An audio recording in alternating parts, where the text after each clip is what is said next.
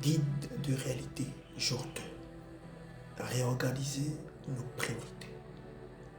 À l'époque du prophète Amos, les tribus du nord d'Israël semblaient faire tout ce qu'il fallait.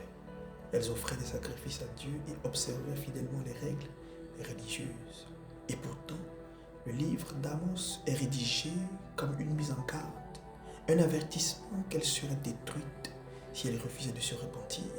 Pourquoi? Parce qu'elles avaient tout simplement abandonné la véritable essence de l'amour et de l'adoration pour Dieu. Bien qu'elles faisaient souvent des choses prescrites, c'est surtout ce qu'elles ne faisaient pas qui avait provoqué la colère de Dieu. Elles ne prenaient pas soin des pauvres et des démunis. Elles avaient détourné les yeux de l'injustice.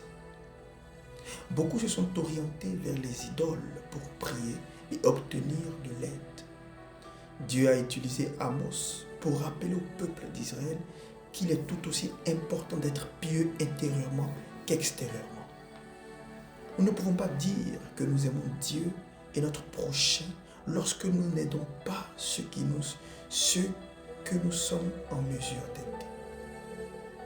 L'apôtre Jacques a dit au verset 27, au chapitre 1, nous enseigne que la vraie religion consiste à aider les orphelins, les veuves et ceux qui sont dans la détresse.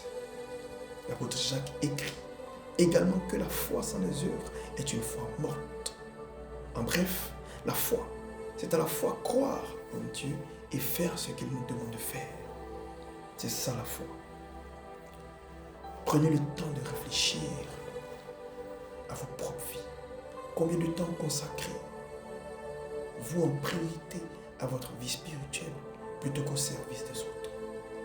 De quelle manière pouvez-vous vous engager dans votre église, votre quartier, votre école, votre famille, afin d'aider ceux qui sont dans le besoin?